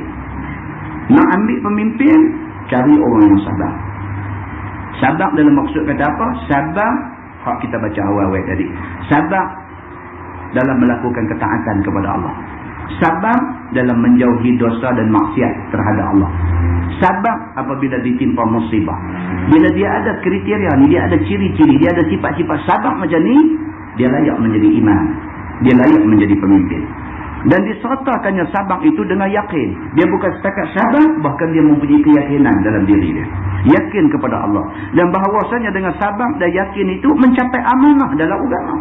Orang yang ada kesabaran dan dia yakin dengan Allah, dia satu orang yang amanah dalam agama. Begitu. Maka berfirman Allah Azza wa Jalla mensifatkan dengan orang-orang yang tersebut dengan mengatakan a'udzubillahi minasyaitonirrajim wa ja'alna minhum a'immatan yahduna bi amrina lamma sabaru wa kanu bi ayatina yuqinun. Dan telah kami jadikan daripada mereka itu imam-imam, yakni pemimpin, yang menunjuk mereka itu dengan pekerjaan kami. Bila jadi pemimpin, dia bertanggungjawab tunjuk jalan benar kepada orang yang duduk bawah pimpinan dia. Tak kala sabar mereka itu, syaratnya dia mesti sabar. Begitu. Dan adalah mereka itu yakin dengan segala ayat kami. Orang yang dilantik menjadi pemimpin, dia mesti yakin dengan ayat Quran. Mesti. Masalah, sabar itu disempurnakan Allah atasnya kalimatul husna. Sebagaimana kata Zubaidi, bahasanya disempurnakan Allah atas segala orang yang sabar itu kalimatul husna dalam agama. Maka telah berfirman Allah, a'udzubillahi minasyaitonirrajim, wa tammat kalimatu rabbikal husna ala bani Israel bima sabaru. Dan telah sempurnalah kalimah Tuhanmu yang baik atas anak pinak Israel dengan apa yang telah disabarkan oleh mereka itu. Bani Israel yang sabar, Allah Subhanahu wa taala janji kesempurnaan kepada mereka. Begitu. Sabar itu balasannya sebaik-baik balas. Sebagaimana kata Zubaidi, wajib balas bagi segala orang yang sabar itu dengan sebaik-baik amal mereka itu. Ulama kata, buat baik ni tentu Tuhan akan balas kebaikan. Kan Al-Quran kata, "Faman ya'mal mithqala dzarratin khairan yara, wa man ya'mal mithqala dzarratin syarran yara." Ni Quran. Quran tak ada tipunya. Kan? Siapa buat baik sikit pun Tuhan akan balas, buat benda tak baik, buat benda jahat sikit pun Tuhan akan balas. Begitu.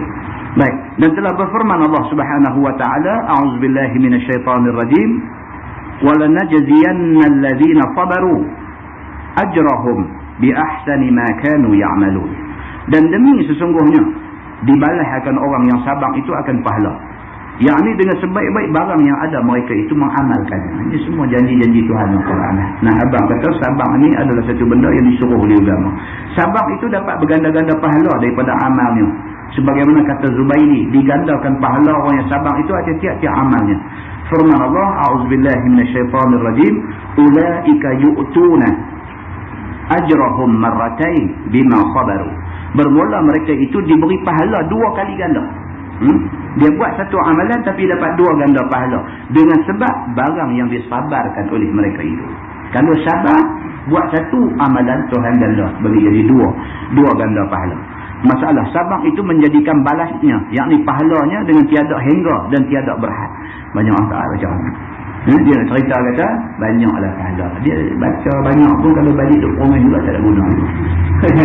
Pasal dia lagu tu. Jadi banyaklah dalam Quran dah kata 70 ayat duk ada cerita pasal sabar. Kita duk kutip 70 tu malam ni baca, boleh sembuh pula apa gitu. Kan? Jadi ceritanya apa? Ceritanya kita kena latih diri kita supaya sabar. Ditimpa musibah, sabar. Apa juga benda Tuhan main kat kita dalam bentuk ujian, sabar. Tak ada apa, sabar, tawakal kepada Allah. Mudah-mudahan dengan tawakal kepada Allah dan disertai dengan kesabaran itu, Allah Subhanahu Wa Taala akan pelihara kita semua. Di bawah tu dia kata sabar itu mendapatkan kemenangan. Dia umai pula ayat Quran. Kemudian dia kata sabar ni dihimpunkan Allah antara 3 perkara. Dia kata. Kata Imam Ghazali, telah dihimpunkan Allah bagi orang yang sabar antara pekerjaan yang 3 yang tiada dihimpunkannya bagi lain daripadanya. Maka firman Allah, ulaika alaihim salawatun min rabbihim wa rahmah wa ulaika humul muhtadun. Mereka itulah ampunan Tuhan atas mereka itu dan rahmat Tuhan ke atas mereka, dan mereka itulah orang yang dapat petunjuk. Maka petunjuk dan rahmat dan ampun itu terhimpun bagi orang yang sabar. 3 adalah orang yang sabar. Dia kata yang pertama, dia kata Allah Subhanahu Wa Taala janji dapat rahmat. Rahmat maksud dia apa? Kesian, belas kesian Tuhan. Tuhan kesian kat kita. Bila kita kena ditimpa musibah dan sebagainya, kita sabar, Tuhan kesian kat kita. Tentu kita ingat balik hadis yang kita baca. Saya ingat 2-3 bulan lepas sebelum puasa ni. Cerita Sayyidina Abu Bakar duduk dengan Nabi. Mai satu orang maki Sayyidina Abu Bakar depan Nabi. Mai maki Sayyidina Abu Bakar, kata kat Abu Bakar macam ni, hang tak betul, hang buat lagu ni pasal apa, hang buat lagu ni, hang ni tak guna, hang bu. Sayyidina Abu Bakar dia kata tak betul. Tambah Ustaz Bakar.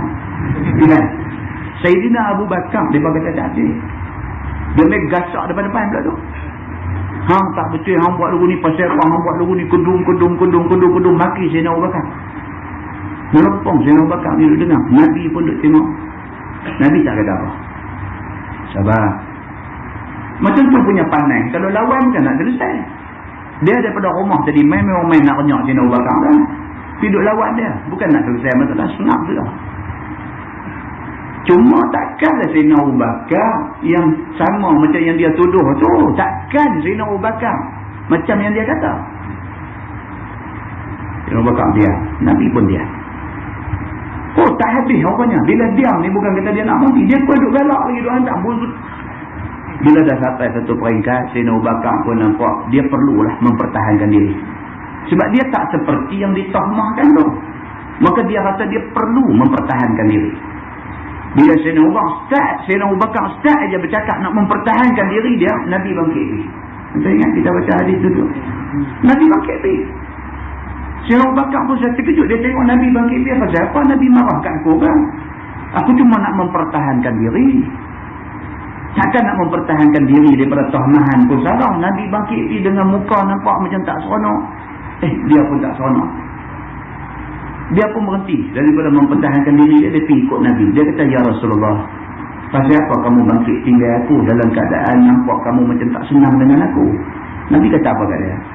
Nabi kata, tadi masa kamu duk kena gasak dengan kawan 3 suku ni, masa kamu duk kena gasak dengan dia, aku dapat melihat malaikat turun main keliling kamu mempertahankan kamu. Tak perlu orang tahu kata kamu betul. Allah tahu kata kamu betul cukup. Allah tahu kamu buat ni betul tak? Allah tahu. Manusia tengok, manusia kata tak betul, biar tinggal mereka. Bila kamu tak jawab, orang duk gasak kamu tadi, aku dapat melihat malaikat turun main duk ada keliling kamu. Malaikat mempertahankan kamu. Nabi kata, tapi bila kamu jawab aja, aku dapat melihat malaikat meninggalkan kamu. Dan aku dapat melihat iblis dan syaitan sudah berada di keliling kamu. Aku tak mau duduk, Nabi kata, dengan orang yang syaitan ada di keliling dia. Nabi kata. Dia kata. Kita dah baca lah dulu hadis yang mengatakan janji syurga, janji rumah di halaman syurga, janji rumah di atas tempat tinggi dalam syurga, apa semua. Lah sekali kepada siapa? Kepada orang yang baik akhlaknya. Sebelum tu kepada siapa? Kepada orang yang dia tahu dia benar, tapi dia tahan daripada bercakap. Walaupun dia tahu dia benar, dia tak pertahan diri dia sampai macam-macam tu. Allah janji dekat dia rumah yang cukup indah di dalam syurga. Dan muslimin dan muslimat yang dirahmati Allah sekalian, banyak benda yang kita belajar. Kadang-kadang dah jumpa dah benda ni, tapi kita tak boleh nak ambil yang akibat daripada benda yang kita dah jumpa ni. Nah, mudah-mudahan benda ni memberi kebaikan kepada kita semua. Jadi orang yang sabar ni dia kata ulaika alaihim salawatun min rabbihim wa rahmah wa ulaika humul muhtadun. Orang yang sabar dia dapat rahmat, satu, dia dapat keampunan Tuhan, dua, dan juga dia akan mendapat petunjuk daripada Allah Subhanahu wa taala, tiga. Kemudian dia kata sabar itu disuruh syarak dengan dalil firman Allah, wasbiru innallaha ma'as sabirin. Bersabarlah, Allah sama dengan orang yang sabar. Kemudian dia kata pula wasta'inu bisabri wassalah. Minta tolonglah dengan Allah dengan banyak bersabar dan banyak sembahyang. Dan kita bila kena musibah, bila kena ujian, apa yang kita perlu buat? Bukan kita perlu memberi penjelasan, tak payah tuan-tuan. Kadang-kadang penjelasan bukan nak menjelaskan keadaan, tapi dia menambah masalah lain. Kadang-kadang penjelasan menambah masalah, bukan nak menjelaskan keadaan dah. Sebab satu benda kita cakap, 10 tafsiran orang buat. Tuan-tuan baca dalam surah Maryam, kisah Nabi Zakaria. Apabila dia terkena fitnah, Tuhan kata apa kat dia? Tuhan kata duduk diam-diam. Tuhan kata dekat Nabi Zakaria, kan? Jangan kamu bercakap dengan manusia selama 3 hari. Tuhan kata macam tu. Tuhan kata dekat Nabi Zakaria, jangan kamu bercakap dengan manusia selama 3 hari. Pasal apa? Kalau dalam tempoh tu cakap, jadi cerita lain. Banyaklah. Kalau kita nak buka, tengok balik di Al-Quran, daripada hadis Nabi dan berbagai-bagai penjelasan cukup clear tentang benda-benda ni semua. Dan dalam keadaan yang macam ni, apa dia? Wasta'inu bisabri wassalah. Minta tolong kepada Allah dengan banyak bersabar dan banyak melakukan sembahyang malam. Sembahyang sujud mau bagi lama. Minta supaya Allah lepas kita daripada apa juga masalah yang menimpa kita. Dan tak ada satu kuasa dalam dunia boleh lepas kita daripada masalah melainkan Allah Subhanahu wa taala. Baik, kemudian firman dia lagi, wasbir wa ma sabruka illa billah. Dan hendaklah sabar engkau dan tiadalah sabar engkau itu melainkan dengan Allah. Itu lagi. Kemudian dia kata sabar terpuji ahlinya kerana firman Allah, as-sabirin was-sadiqin wal-qanitin wal-munfiqin wal-mustaghfirin bil ashar. Orang yang sabar dan orang yang benar pada imannya, dan segala orang yang taat akan Allah dan Rasulnya, dan segala orang yang menafkahkan hartanya, dan segala orang yang minta ampun pada segala waktu sahur. Dia kata, dia sebut waktu sahur. Al-ashar maksudnya waktu sahur. Pasal apa? Pasal itu waktu paling cantik untuk kita minta apa-apa kat Tuhan. Waktu sahur, pukul 4, pukul 5, 1/3 akhir daripada malam, 1/3 sebelum subuh. Time tu, mula bangkit, mengadu kat Tuhan, tuan-tuan. Mengadu kat orang tak ada penyelesaian. Kita mengadu kat orang, orang ni bagi akal macam ni. Mengadu kat orang ni bagi pendapat macam ni. Mengadu kat ni, macam-macam pendapat. Tak usah mengadu dekat orang. Orang tak mampu menyelesaikan masalah kita. Orang boleh memberi pandangan pada masalah kita. Tapi yang boleh menyelesaikan masalah kita, Allah Subhanahu wa ta'ala. Dalam ayat ni Tuhan kata apa? Minta bil ashar, pada waktu sahur. Pukul 4, pukul 5 pagi, bangkit ambil ayat semayang. Minta kepada Tuhan. Semayang tahajud 2 rakaat, semayang hajat, minta apa-apa hajat kita pada Tuhan. Sujudnya biar lama. Sebab Nabi kata waktu sujud itu waktu kita paling hampir dengan Tuhan. Minta apa saja kita nak minta dekat Tuhan. Kita pergi rumah orang, kita ketuk pintu sekali, dia tak buka, kita ketuk lagi, kita ketuk, esok pergi lagi, lusa pergi lagi, tolak pergi lagi, satu hari dia buka pintu juga. Walaupun dia buka dalam keadaan marah, tapi dia buka juga pintu. Allah Subhanahu wa ta'ala, dia kata ud'uni astajib lakum, minta dekat aku akan perkenankan kepada kamu. Kita minta sekali dia tak bagi, kita minta lagi, kita minta lagi, kita minta lagi, walau 1000 kali kita akan terus minta, sebab kita tahu dia saja yang boleh bagi kat kita. Satu hari Allah akan bagi dekat kita, kerana Allah tahu kita penuh keyakinan pada dia, kita minta hanya pada dia. Moga-moga kalau kita ada keyakinan yang macam ni, Allah Subhanahu wa ta'ala selamat kita daripada binasa dengan ujian yang menimpa kita. Begitu. Baik. Kemudian dia kata, mintalah ampun kepada Tuhan pada waktu sahur. Dan firman Allah, was-sabirina fil ba'sa'i wad-dharra wa hinal ba's ulaika allazina sadaqu wa ulaika humul muttaqun. Dan sekalian orang yang sabar dalam kesusahan dan sabar dalam kesakitan dan sabar pada waktu menghentam seteru. Sabar dalam keadaan macam ni. Allah timpakan kepada dia kesusahan pun dia sabar. Allah bagi dia sakit pun dia sabar. Kalau waktu dia kena serang dengan musuh, dengan seteru pun dia sabar. Allah suka orang macam ni. Ni kau sakit lah ni macam ni. Tanya doktor. Doktor duk cerita, dia kata ni akhir-akhir ni sakit yang banyak kena orang ni dalam masa yang terdekat ni. Penyakit apa? Stres, hypertension. Bila kena, dia putih orat duk supply darah di otak ni putih.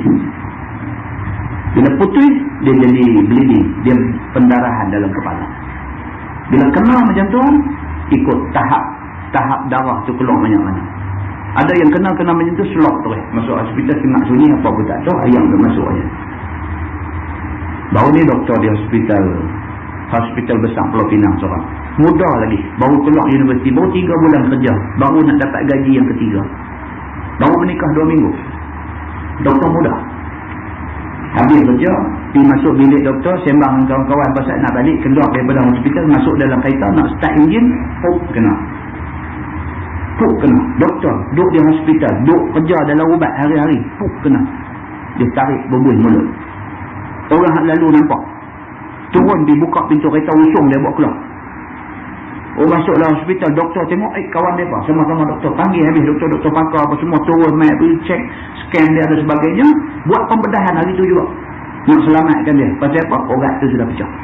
Dia pecah pasal stres, tekanan terlampau kuat, tekanan kerja, tekanan masalah kewangan, tekanan masalah keluarga, tekanan dalam masyarakat, tekanan banyak, tekanan mereka dia duk layan tekanan ni semua, duk fikir, pecah orat tu putih darah. 3 jam selepas pembedahan mati. Tak payah tuan-tuan. Ini Allah bagi penyakit macam ni duk main makin terang. Di tempat kerja tadi main satu kaki tangan juga, perempuan main duk abang mak nakan dia, ustaz boleh tak dia kata tolong buat ayam abang boleh tak dia kata tolong buat ayam abang, dia kata ni mak nakan saya ni, dia kata orat. Saya kata saya duk cakap benda tu di masjid-masjid lah ni kata. Dia kata mak nakan dia kena selok dia. Jadi bengong dia, orang cakap apa pun duk celek macam dengar tapi tak ada respon apa. Tak tahu nak buat macam mana. Dia kata operate dah kepala, operate dah, buang dah darah beku yang jadi dalam kepala tu, dah buang dah. Pun macam tu juga. Satu sahabat daripada Nippon Teban, sahabat lama saya telefon main, dia pun kena juga. Tapi dia kena putih darah sikit aja. Tapi jadi macam mana, dia kata tengah duk bercakap slow. Tengah duk bercakap, dia kata plup, dia jadi macam terlupa cakap apa. Dia kata rasa nak cakap tak boleh, tak keluar main. Dalam tu ada duk ingat benda nak cakap dia, tapi tak boleh cakap. Ingat setahun dah dia duk gagang cakap juga. Dia kata dalam duk cakap dia sangkut dia jadi tak boleh nak cakap. Dia duk jadi macam orang gagap. Dia kata walau kita bukan gagap dia, tapi tak boleh terbit perkataan. Tuan-tuan, ujian Tuhan dalam bentuk sakit ni saja kalau nak cerita tak tahu lah, macam-macam penyakit Tuhan bagi Mela ni. Sabar banyak-banyak dekat Tuhan. Orang yang sabar, korang tension dalam diri dia, stres korang. Pasal apa? Kena apa pun, dia kata ini ujian daripada Allah. Inna lillahi wa inna ilaihi raji'un. Kan Quran kata idza asabathum musibatun qalu inna lillahi wa inna ilaihi raji'un. Bila timpa musibah kena ke atas depa kata inna lillahi wa inna ilaihi raji'un. Kita ni hak Allah, kita akan balik kepada Allah. Semua orang akan kembali kepada Allah juga. Terima hakikat apa yang berlaku. Dia rilis tension dalam diri dia, dia boleh buang, dia boleh ketepikan. Allah Subhanahu Wa Ta'ala rupanya bagi tahu dah kepada kita dalam Quran tentang benda-benda ni. Maka sekalian orang yang sabar dalam kesusahan, sabar dalam sakit, ataupun sabar sewaktu dihentam oleh musuh, maka mereka itulah orang-orang yang benar pada agama, dan mereka itulah orang yang takut akan kufur dan akan maksiat. Wallahu a'lam. Lepas ini kita masuk bab ma jaa fi dzil wajhain. Itu bab yang datang pada menyatakan orang yang dua muka. Wajhain maksudnya dua muka. Satu waktu muka ni, satu muka ni. Bukan kumpulan amuk pakai topeng tu lah. Kan? Azam tahun baru kumpulan amuk nak mengekalkan identiti bertopeng mereka itu. Ini bukan cerita amuk. Ini nak cerita kata zil wajahain, orang yang ada dua muka. Satu waktu Islam, satu waktu dia bukan orang Islam. Tak mahu orang macam ni. Wallahu a'lam. Adakah berdosa anak yang tegur ibu bapa sehingga timbul marah pada ibu bapa walaupun teguran itu benar dari segi syarak? Tuan-tuan, banyak kali soalan macam ni duk main. Dia gini lah tuan-tuan. Anak dengan ibu bapa ni sampai mati kita anak dia. Kita tengok balik cerita Sa'ad bin Abi Waqqas. Dia masuk Islam, mak pak tak masuk Islam. Sa'ad menghadapi masalah dengan mak pak dia. Bukan setakat tak boleh tegur, bahkan mak pak dia tegur dia, suruh dia kembali ke agama asal. Sampailah mak dia mogok, lapar, tak mau makan, tak mau minum, tak mau apa. Mak dia nak biar diri dia mati dalam keadaan mogok lapar. Dia kata biar semua orang akan bercakap kamu telah bunuh mak kamu. Sampai peringkat tu kena. Bila dia pergi jumpa Nabi SAW mengadu masalah dia dengan mak dia ni kepada Nabi, Allah Subhanahu Wa Ta'ala waktu turun ayat kan? Waktu turun ayat, wa in jahadaka ala an tusyrika bima laysa laka bihi ilmun fala tuti'huma wa sahibhuma fid dunya ma'rufa. Dan kalaulah ibu bapa kamu yang tidak Islam ini memaksa kamu, suruh kamu buat satu benda yang tak betul, fala tuti'huma, tak payah taat dah. Perintah kepada benda tak betul, tak payah taat. Tapi Tuhan kata wasahibhuma fid dunya ma'rufa. Kepada ibu bapa kamu tetap kena berbuat baik, bersahabat dengan mereka berdua di atas dunia ni dengan cara yang ma'rufah, dengan cara yang ma'ruf, dengan cara yang baik. Ini cerita ni tuan-tuan, benda ni banyak berlaku dalam masyarakat. Anak-anak Tuhan bagi kesedaran, dapat hidayah, dapat petunjuk daripada Allah. Dia bila dapat petunjuk sesuai dengan mudah dia, macam Sina Ali tadi. Dia kira dia nak settle masalah mak pak dia malam ni juga. Jadi dia balik, dia mula duk tegur. Dia kata mak ni orang duk main dah rumah dah apa, kelumbung, tak pakai apa, tak pakai. Teguran dia betul, tapi cara dia tegur kadang-kadang tak ada kebaikan pun. Mak dia tak berubah juga, bahkan hubungan dia dengan mak dia jadi rosak. Dan dalam bab ni balik kepada kaedah dakwah dalam Islam. Dia kata ud'u ila sabili rabbika bil hikmah. Serulah siapa-siapa jugalah kepada jalan Tuhan kamu ni bil hikmah, dengan bijak. Cakap elok, belikan kelumbung apa akan balik dekat dia, kata mak, saya tengok untuk orang yang pakai ni nampak saya geram. Mak kalau pakai yang ni dia boleh rentak umur 20 tahun. Mak 60, mak kalau pakai yang ni dia duduk naik 30 lebih 40. Cuma mak pakai nak tengok, buat melawak lebih tua pakai dia kan. Dia kata merepek tak ambil, mak pakai tengok. Tidak dalam bentuk paksa, tapi dalam bentuk melawak, bergurau begitu dengan dia. Lepas tu pakai dah, tengok beli penat-penat duit habis ni, tak mau pakai. Dia pun nganak ni, nanti ke mana kan. Dia ambil pakai orang, dia kata pegang, mak pakai ni selalu mak. Ambil hati dulu. Kan? Ini dia tak ada, universiti tak ajar benda ni. Tentu masuk universiti, kemak universiti tak ajar soal macam mana nak ambil hati orang tua, universiti tak ajar. Universiti dia ajar ni lah, dia ajar benda-benda fakta gitu aja. Tapi benda-benda ni semua nak boleh melalui apa? Pergaulan, melalui pengamatan dalam masyarakat. Kita berguir dengan orang, lagi ramai kita berguir, lagi banyak benda kita dapat. Pengamatan, kita perhati, tengok macam mana kita belajar daripada benda-benda yang berlaku keliling kelalang kita. Itu banyak memberi kebaikan kepada kita. Jadi walau apa pun, dengan orang tua-tua, lebih lagi dengan ibu bapa, guna cara yang paling hikmah, paling bijaksana untuk bawa mereka ni kepada jalan kebenaran.